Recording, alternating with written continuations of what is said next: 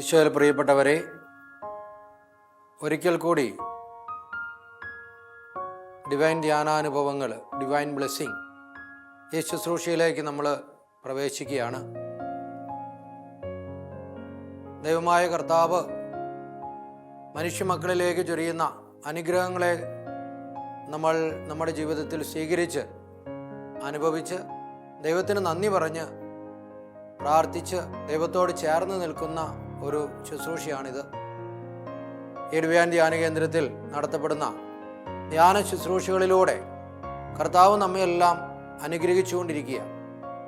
ഉൽപ്പത്തിയുടെ പുസ്തകം 28-ാം അധ്യായം 15-ാമത്തെ തിരുവചനത്തിൽ വചനം കൃത്യമായി പറയുന്നുണ്ട്, ഇതാ ഞാൻ നിങ്ങളോടുകൂടെ വരികയും നിങ്ങളെ സകലവിധ ആപത്തുകളിൽ നിന്ന് സംരക്ഷിക്കുകയും ചെയ്യും.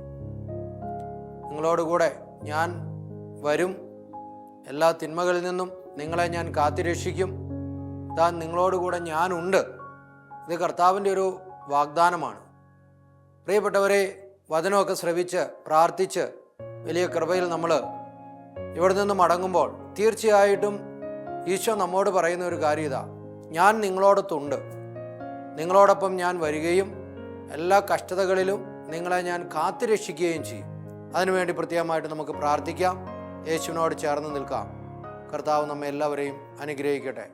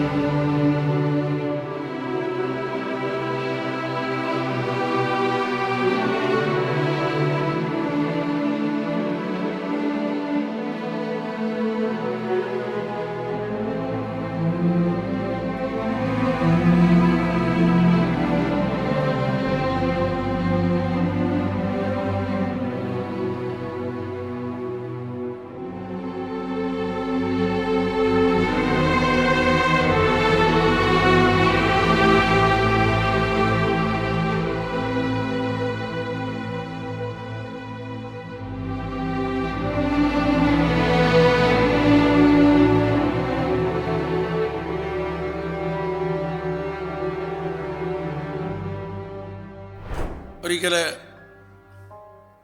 ഭർത്താവ് മദ്യപാനിയാണ് എന്ന് പറഞ്ഞ് പ്രാർത്ഥിക്കാൻ വന്നൊരു സഹോദരി, ഞാൻ ആ സഹോദരിയോട് സംസാരിക്കുകയായിരുന്നു. അപ്പോൾ അവർ കുറേ സങ്കടങ്ങളൊക്കെ പറഞ്ഞു, ഞാനത് കേട്ടുകൊണ്ടിരിക്കുകയാണ്. അപ്പോൾ അവർ പറഞ്ഞ് കരയുകയാണ്, പല കാര്യങ്ങളും പറഞ്ഞു. അതിൽ ഒരു കാര്യം, അവരുടെ കയ്യിൽ കിടന്നിരുന്ന 2 വള പുള്ളിക്കാരനെ എടുത്തു കൊണ്ടുപോയി വിൽക്കുകയോ പണയം വയ്ക്കുകയോ എന്താണെന്നറിയാൻ പാടില്ല, അത് നശിപ്പിച്ചു കളഞ്ഞു. അത് പറഞ്ഞപ്പോഴേക്കും പുള്ളിക്കാരത്തി ഒന്ന് നന്നായിട്ട് പൊട്ടിക്കരഞ്ഞു. 2 വള കൊണ്ട് കളഞ്ഞു പറഞ്ഞു. ഹല്ലേലൂയ.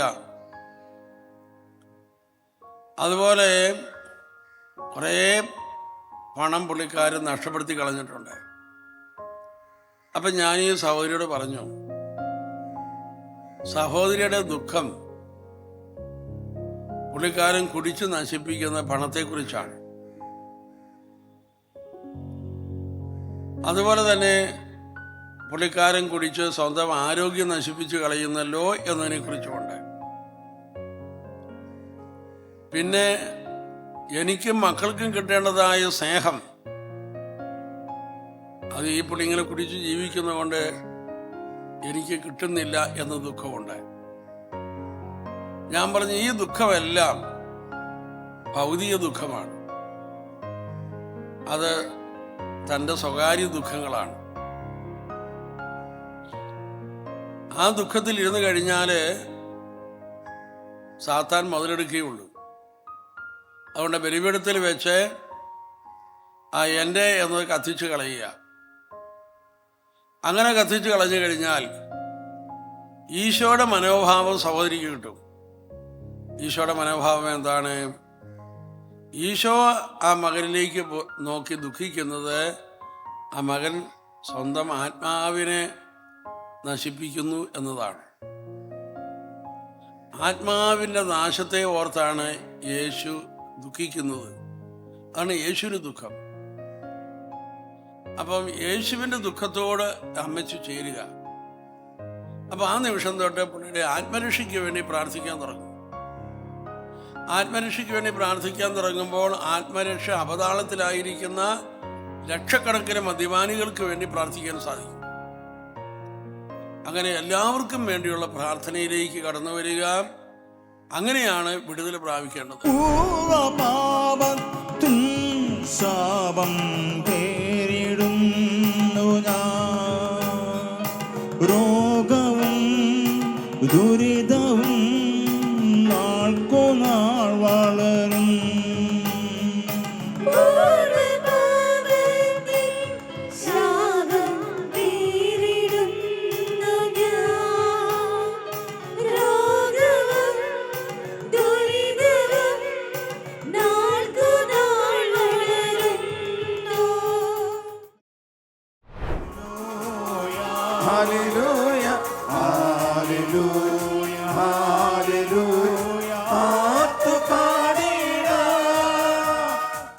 സമാധാനം നിങ്ങളോട് കൂടെ, അങ്ങയോടും അങ്ങയുടെ ആത്മാവോടും കൂടെ. വിശുദ്ധ യോഹന്നാൻ അറിയിച്ച നമ്മുടെ കർത്താവ് ഈശോ മിശിഹായുടെ പരിശുദ്ധ സുവിശേഷം. നമ്മുടെ കർത്താവായ ഈശോ മിശിഹായ്ക്ക് സ്തുതി. 14-ാം അധ്യായം 15 മുതൽ 26 വരെയുള്ള തിരുവചനങ്ങൾ.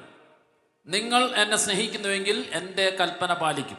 ഞാൻ പിതാവിനോട് അപേക്ഷിക്കുകയും എന്നേക്കും നിങ്ങളുടെ കൂടെ ആയിരിക്കാൻ മറ്റൊരു സഹായകനെ അവിടുന്ന് നിങ്ങൾക്ക് തരികയും ചെയ്യും. ഈ സത്യാത്മാവിനെ സ്വീകരിക്കാൻ ലോകത്തിന് സാധിക്കുകയില്ല, കാരണം അത് അവനെ കാണുകയോ അറിയുകയോ ചെയ്യുന്നില്ല.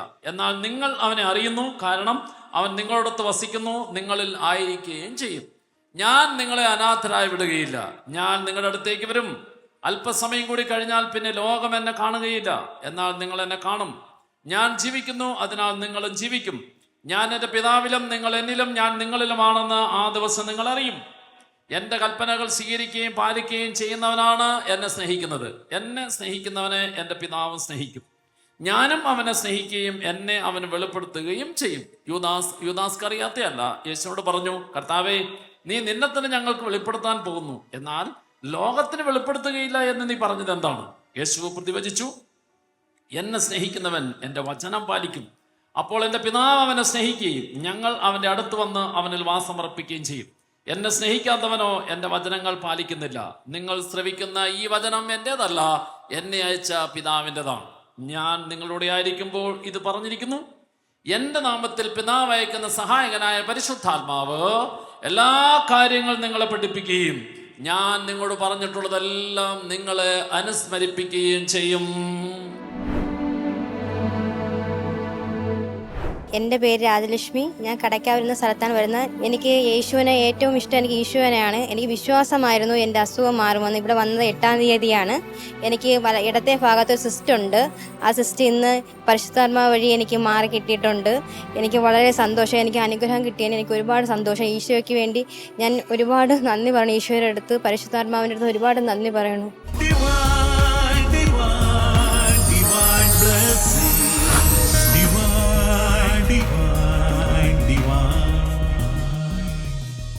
സഭാപ്രസംഗകൻ അധ്യായം 10 18-ാമത്തെ തിരുവചനം. വചനം ഇങ്ങനെയാണ്: ഉടമസ്ഥൻ അശ്രദ്ധനായാൽ മേൽക്കൂര ഇടിഞ്ഞു വീഴും. എന്താ? ഉടമസ്ഥൻ അശ്രദ്ധനായാൽ മേൽക്കൂര ഇടിഞ്ഞു വീഴും. അവൻ അലസനായാൽ പുര ചോരും. എന്താ പറഞ്ഞേ? ഉടമസ്ഥൻ അശ്രദ്ധനായാൽ മേൽക്കൂര ഇടിഞ്ഞു വീഴും. അവൻ അലസനായാൽ പുര ചോരും. എന്താ മനസ്സിലായത്? വളരെ സിമ്പിളായ കാര്യ അല്ലേ? എന്താ മനസ്സിലായേ? ശ്രദ്ധിച്ചില്ലേ? വീട് വീണു പോകുന്നു. Hallelujah, hallelujah. ഇത്രയും കൂടെ എളുപ്പത്തിൽ മനസ്സിലാക്കാൻ ഇപ്പോഴത്തെ കെട്ടിടങ്ങളെക്കാൾ പഴയ കെട്ടിടങ്ങൾ എന്ന് ചിന്തിക്കണം. എളുപ്പത്തിൽ മനസ്സിലാക്കാൻ നമുക്ക് ഈ നമ്മൾ വീട്ടിൽ പണ്ട് ഓട് മേഞ്ഞ വീടുകളൊക്കെ ഉണ്ടല്ലോ അല്ലേ? ഇടയ്ക്കിടയ്ക്ക് ശ്രദ്ധിച്ചില്ലെങ്കിൽ നല്ല തടിയൊക്കെ ആണെങ്കിൽ കുഴപ്പമില്ലെന്ന് തോന്നുന്നു. അല്ലെങ്കിൽ ഇടയ്ക്ക് വീടിൻ്റെ തടി നിങ്ങൾ ചെതൽ പിടിച്ചോ അല്ലെങ്കിൽ വെള്ളമൊക്കെ ഇറങ്ങി കേടായിട്ടുണ്ടെങ്കിൽ ശ്രദ്ധിച്ചില്ലെങ്കിൽ, ഇടയ്ക്ക് ശ്രദ്ധിക്കുക എന്നുള്ളത് വീട്ടുടമസ്ഥൻ്റെ ഉത്തരവാദിത്തമാണ്. ശ്രദ്ധിച്ചില്ലെങ്കിൽ മേൽക്കൂര ഇടിഞ്ഞു വീഴാം, അതിന് ബലക്ഷയം സംഭവിച്ചിട്ട്. അതുപോലെ അലസനായിരുന്നാൽ പുര ചോരും. ഓട് മേഞ്ഞതാകട്ടെ ഓലം മേഞ്ഞതാകട്ടെ, നമ്മൾ ഇടയ്ക്കിടയ്ക്ക് അത് ഇറക്കിയിട്ട് വീണ്ടും ഓടും മാറ്റിയിട്ട് വീണ്ടും ഓടുമേയും അല്ലേ? വചനത്തിൻ്റെ ചുരുക്കം ഇതാണ്: ശ്രദ്ധിച്ചില്ലെങ്കിൽ അപകടം ഉണ്ടാകും. ഇത് ജീവിതത്തിൻ്റെ എല്ലാ മേഖലകളിലും സത്യമാണ്.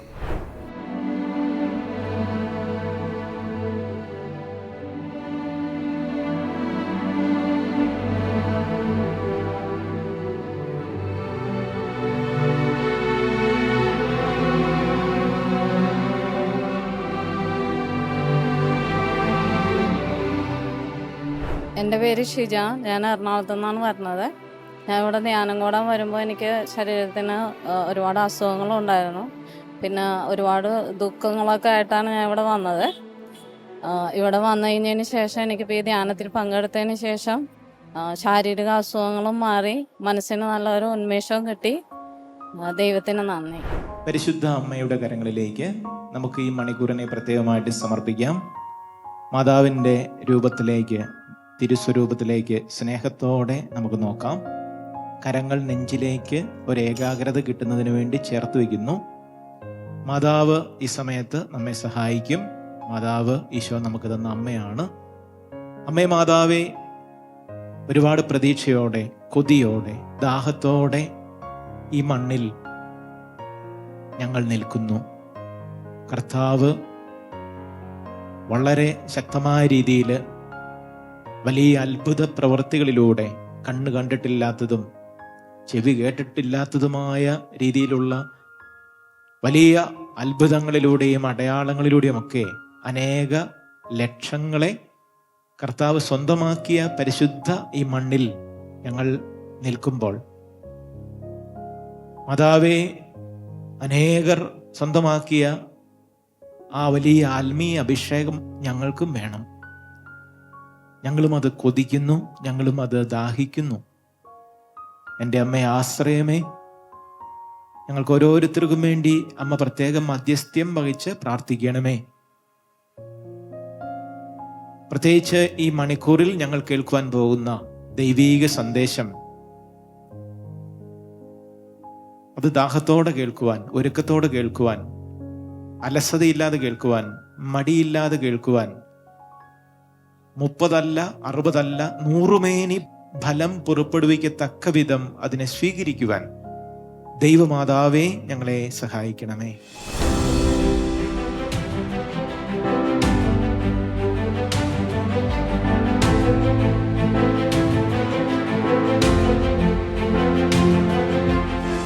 എൻ്റെ പേര് സേവിയർ ആൻ്റണി.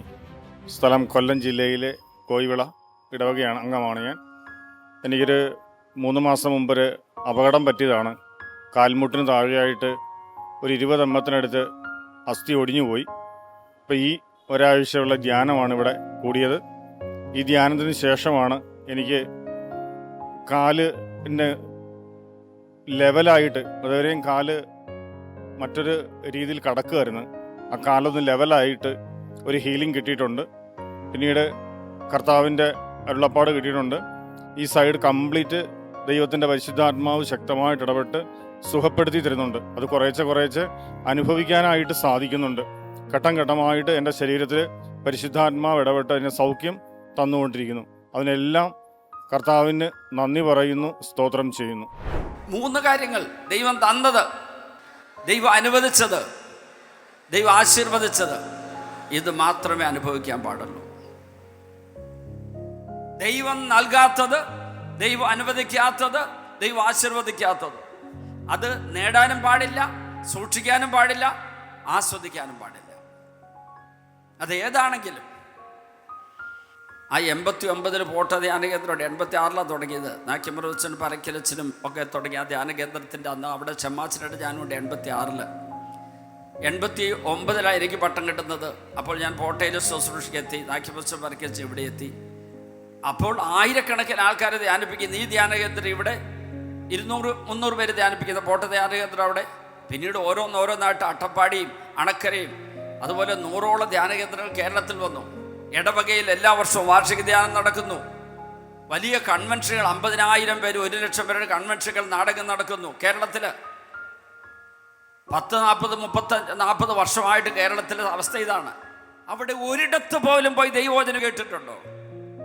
ഒരു ധ്യാന കേന്ദ്രത്തിലെങ്കിലും ധ്യാനിച്ചിട്ടുണ്ടോ? ഒരു കൺവെൻഷനിലെങ്കിലും ഒരു ദിവസമെങ്കിലും പങ്കെടുത്തിട്ടുണ്ടോ? ഇല്ല. ലോകത്തിൻ്റെയും ലോകത്തിലെ നേട്ടങ്ങളെ പിന്നാലെ പരക്കം പായുകയായിരുന്നു. ദൈവം നമ്മളെ ശിക്ഷിക്കാൻ വേണ്ടി നോക്കിയിരിക്കുന്ന ദൈവമല്ല. സത്യം സത്യം സത്യം. നമ്മളെ നശിപ്പിക്കാൻ വേണ്ടി ശിക്ഷിക്കുന്ന ദൈവമല്ല ദൈവം. നമ്മളെ ശിക്ഷണ വിധേയരാക്കും, ചാസ്റ്റൈസ് ചെയ്യും, ശുദ്ധീകരിക്കും. എന്തിന്? നമ്മൾ കൃപയെ ആർജിക്കാൻ, നമ്മിലുള്ള മാലിന്യം ഒന്ന് നീങ്ങിപ്പോകാൻ, സ്വർണം തീയിൽ എന്നതുപോലെ ശുദ്ധീകരിക്കപ്പെടാൻ വേണ്ടി നമ്മളെ അഗ്നിപരീക്ഷകളിലൂടെ സഹനങ്ങളിലൂടെ ദൈവം പോകാൻ അനുവദിക്കും. അത് ദൈവം നമ്മളെ ശിക്ഷിക്കുന്നതല്ല, നമ്മളെ ശുദ്ധീകരിക്കുന്നതാണ്.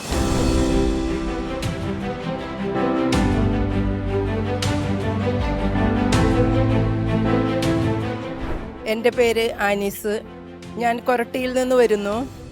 എനിക്ക് ധ്യാനം കൂടിയപ്പോൾ എൻ്റെ മനസ്സിന് എന്തെന്നില്ലാത്തൊരു സന്തോഷം, വലിയ ദുഃഖഭാരത്തോടു കൂടിയാണ് ഞാൻ വന്നത്. മനസ്സിലെന്തോ ഒരു ഭാരം കയറിയിരുന്നത് പോലെയാണ് ഞാൻ വന്നത്.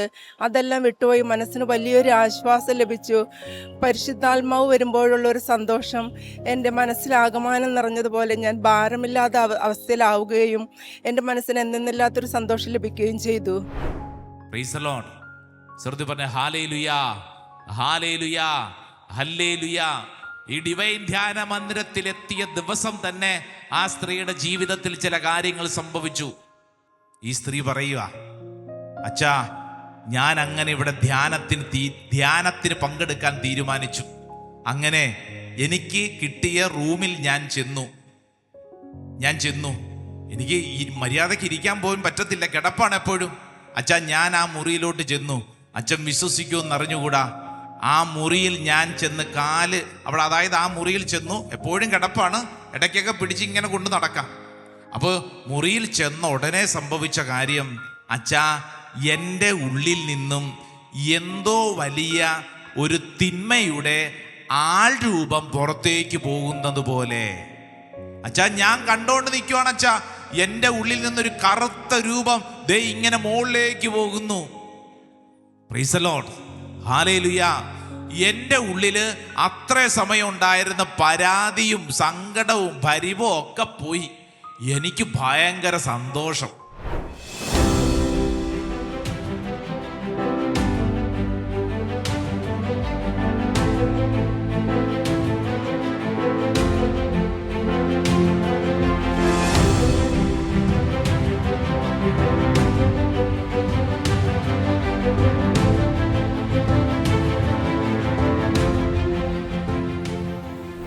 യേശു എന്ന നാമത്തിന് ശക്തിയുണ്ട്. ആ ശക്തി നമ്മൾ ഓരോരുത്തരും നമ്മുടെ ജീവിതത്തിൽ തിരിച്ചറിയണം.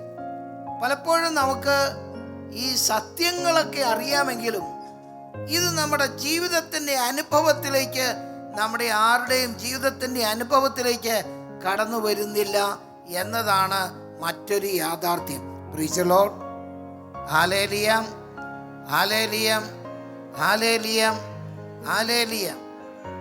ഈ വിശുദ്ധ ഗ്രന്ഥത്തിൽ നമുക്കറിയാം 73 ഗ്രന്ഥങ്ങളാണുള്ളത്. അതിൽ 46 ഗ്രന്ഥങ്ങൾ പഴയ നിയമവും 27 ഗ്രന്ഥങ്ങൾ പുതിയ നിയമവുമാണ്. Praise the Lord, hallelujah, hallelujah. ഈ 73 ഗ്രന്ഥവും പ്രതിപാദിക്കുന്നത് എന്താണ്? ഈ 73 ഗ്രന്ഥവും പ്രതിപാദിക്കുന്ന ഏക കാര്യം യേശു രക്ഷകനാണ് എന്ന കാര്യമാണ്. ഞാൻ സിസ്റ്റർ മർട്ടീന പാറേക്കാട്ടിൽ. ഞാൻ തൃശ്ശൂരിൽ നിന്ന് വരുന്നു. ഞാൻ സിസ്റ്റേഴ്സ് ഓഫ് മൗണ്ട് കാൽവരി സന്യാസ സമൂഹത്തിലെ അംഗമാണ്. ഈ ഡിവൈൻ ധ്യാന കേന്ദ്രത്തിൽ ഞാൻ ആന്തരിക സൗഖ്യ ധ്യാനത്തിനായി വളരെ ആഗ്രഹിച്ച് പ്രാർത്ഥിച്ച് ഞാനിവിടെ വന്നതാണ്. കുറേയേറെ സംശയങ്ങൾ എൻ്റെ മനസ്സിലുണ്ടായിരുന്നു. അതിനെല്ലാം മറുപടികൾ, ഉത്തരങ്ങൾ എനിക്ക് ലഭിക്കുവാനിടയായി. ജെറമിയ 29:11, നിന്നെക്കുറിച്ച് എനിക്ക് ഒരു പദ്ധതിയുണ്ട്, അത് നിന്റെ നാശത്തിനല്ല ക്ഷേമത്തിനാണ്. ഈ വചനത്തിൻ്റെ അഭിഷേകം എന്നിലേക്ക് നിറയാൻ ഈ ധ്യാനം ഇടയായി. സർവശക്തനായ ദൈവത്തിന് ഞാൻ നന്ദി പറയുന്നു. യേശുവേ സ്തോത്രം, യേശുവേ നന്ദി. ഈ ലോകത്തിൽ നമ്മൾ എന്താ മാറ്റമില്ലാത്തതായിട്ട് കാണുന്നത്? പ്രപഞ്ചത്തിൽ മാറ്റമുണ്ട്, കാലാവസ്ഥയിൽ മാറ്റമുണ്ട്, ശാസ്ത്ര കണ്ടുപിടുത്തങ്ങളിൽ മാറ്റമുണ്ട്, അതുപോലെ സാംസ്കാരിക തലങ്ങളിൽ മാറ്റമുണ്ട്, രാഷ്ട്രീയ തലങ്ങളിൽ മാറ്റമുണ്ട്, ഇനി നമ്മളിൽ തന്നെ മാറ്റമുണ്ട്. അപ്പോൾ പ്രിയപ്പെട്ടവർ, നമ്മളൊന്ന് ചിന്തിച്ചു നോക്കിയേ, പിന്നെ എന്താണ് സത്യം? സത്യം ഉറപ്പുള്ള, ഒരിക്കലും മാറ്റമില്ലാത്തതാകണം. അങ്ങനെ എന്താ ഉള്ളേ? യോഹന്നാന്റെ സുവിശേഷം 17-ാം അധ്യായം 17. അങ്ങയുടെ വചനത്താൽ അവരെ വിശുദ്ധീകരിക്കണമേ, അങ്ങയുടെ വചനമാണ് സത്യം.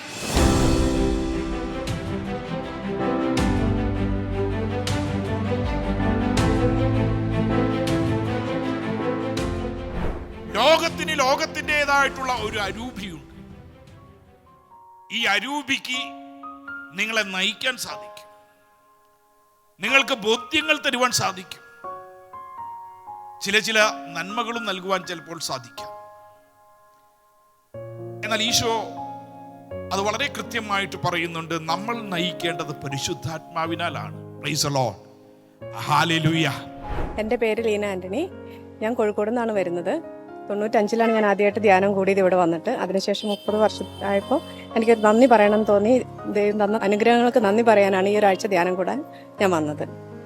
ഒത്തിരി സന്തോഷമുണ്ട് ഇതിൽ ധ്യാനം കൂടിയതിൽ. ഒരു പാപത്തിനു മുമ്പേ അരുത് എന്ന് പറയുന്ന യേശു എൻ്റെ ഉള്ളിലുണ്ട്. ഒരു പാപം ചെയ്തു കഴിഞ്ഞാൽ മടങ്ങുക എന്ന് പറയുന്ന യേശു എന്നോടുണ്ട്. ഒരു നിസ്സഹായനെ കാണുമ്പോൾ അവനെ സഹായിക്കാനുള്ള കാരുണ്യമായ യേശു എൻ്റെ ഉള്ളിലുണ്ട്. ഒരു അനീതി കാണുമ്പോൾ അതിനെ ചെറുക്കാനുള്ള നീതിബോധമായ യേശു എൻ്റെ ഉള്ളിലുണ്ട്. എല്ലാ നിരാശയ്ക്കും മേതെ വീണ്ടും ജീവിക്കാനുള്ള നിത്യജീവൻ തരുന്ന യേശു എൻ്റെ ഉള്ളിലുണ്ട്. അതുകൊണ്ട് ഞാനിപ്പോൾ ഡിവൈനിലുണ്ട്. ഹല്ലേലൂയ.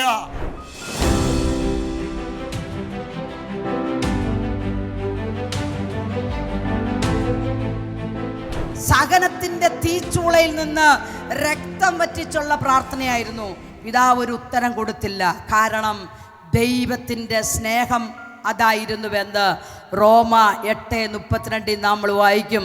സ്വപുത്രനെ പോലും ഒഴിവാക്കാതെ നമുക്കെല്ലാവർക്കും വേണ്ടി അവനെ ഏൽപ്പിച്ചു തന്നവൻ അവനോടൊപ്പം സമസ്തവും നമുക്ക് ദാനമായി നൽകാതിരിക്കുമോ?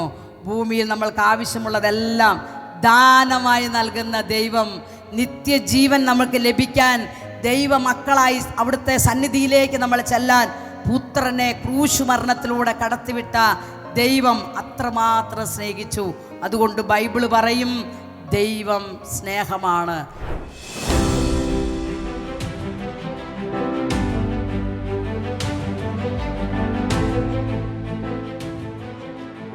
നമ്മുടെ പ്രാർത്ഥന ദൈവസന്നിധിയിൽ എത്തണമെങ്കിൽ നമ്മളെ പാപരഹിതരായിരിക്കണം. യെശയ്യാ പ്രവാചകന്റെ പുസ്തകം 59-ാം അധ്യായത്തിൻ്റെ അവസാനത്തെ വാക്കുകൾ ഇങ്ങനെയാണ്: നിന്റെ അകൃത്യങ്ങൾ നിന്നെയും ദൈവത്തെയും തമ്മിൽ അകറ്റിയിരിക്കുന്നു. നിന്റെ പാപങ്ങൾ അവിടുത്തെ മുഖം നിന്നിൽ നിന്ന് മറച്ചിരിക്കുന്നു. നീ പാപത്തിലായതിനാൽ അവിടുത്തെ മുഖം നിന്നിൽ നിന്നും മറച്ചിരിക്കുന്നു. അതിനാൽ അവിടുന്ന് നിന്റെ പ്രാർത്ഥന കേൾക്കുന്നില്ല. ഈ കാരണങ്ങളാൽ നിന്റെ പ്രാർത്ഥന ദൈവസന്നിധിയിൽ എത്തുന്നില്ല എന്നാണ് വചനം പറയുന്നത്. പിന്നെ നമ്മുടെ പ്രാർത്ഥന ദൈവസന്നിധിയിൽ എത്തണമെങ്കിൽ എന്ത് വേണം? പാപരഹിതരാകണം. ആത്മശക്തിയെ ഇറങ്ങി എന്നിൽ വാ, ഇറങ്ങി എന്നിൽ വാ, മഴ പോലെ പെയ്തിറങ്ങി വാ, മഴ പോലെ പെയ്തിറങ്ങി വാ.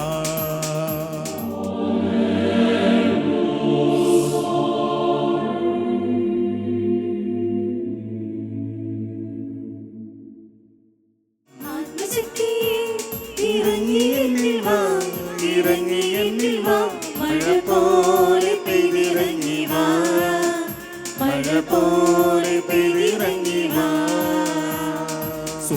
ശക്തിയെ ഇറങ്ങി എന്നിൽ വാ, ഇറങ്ങി എന്നിൽ വാ, മഴ പോലെ പെയ്തിറങ്ങി വാ, മഴ പോലെ പെയ്തിറങ്ങി വാ. സ്വർഗീയത്തിയെ ഇറങ്ങി എന്നിൽ വാ, ഇറങ്ങി എന്നിൽ വാ, മഴ പോലെ പെയ്തിറങ്ങി വാ, മഴ പോലെ പെയ്തിറങ്ങി വാ. ആത്മനദിയായൊഴുകി എന്നിൽ നിന്നു വാ, ആത്മശക്തിയായൊഴുകി എന്നിൽ നിന്നു വാ, ആത്മനദിയായൊഴുകി എന്നിൽ നിന്നു വാ, ആത്മശക്തിയായൊഴുകി എന്നിൽ നിന്നു വാ. മഴ പോലെ പെയ്തിറങ്ങി വാ, മഴ പോലെ പെയ്തിറങ്ങി വാ. Divine, divine, divine blessing. Divine, divine, divine.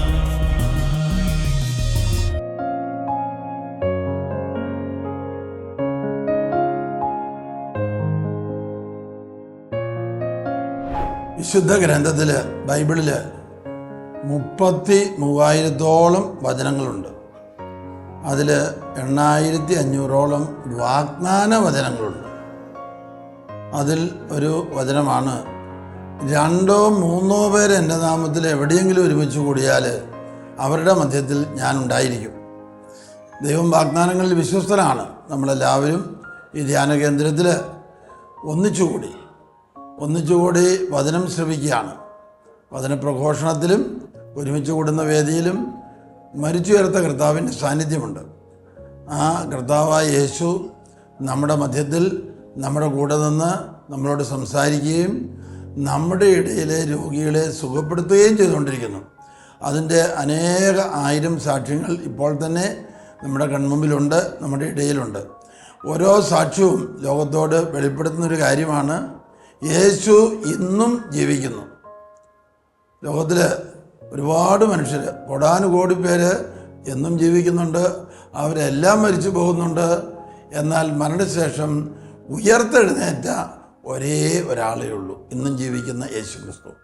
യേശുക്രിസ്തു നമ്മുടെ മധ്യത്തിൽ ജീവിക്കുന്നുണ്ട് എന്നുള്ളതിൻ്റെ തെളിവാണ് കർത്താവിൻ്റെ അത്ഭുതങ്ങളും അടയാളങ്ങളും രോഗശാന്തികളും ഭക്ഷിച്ച് തൻ്റെ സ്നേഹവും കരുണയും സാന്നിധ്യവും വെളിപ്പെടുത്തുന്നത്. നന്ദി ദൈവമേ, ഹല്ലേലൂയ. പിതാവിനും പുത്രനും പരിശുദ്ധാത്മാവിനും സ്തുതി. പിതാവിൻ്റെയും പുത്രൻ്റെയും പരിശുദ്ധാത്മാവിൻ്റെയും നാമത്തിൽ ആമേൻ.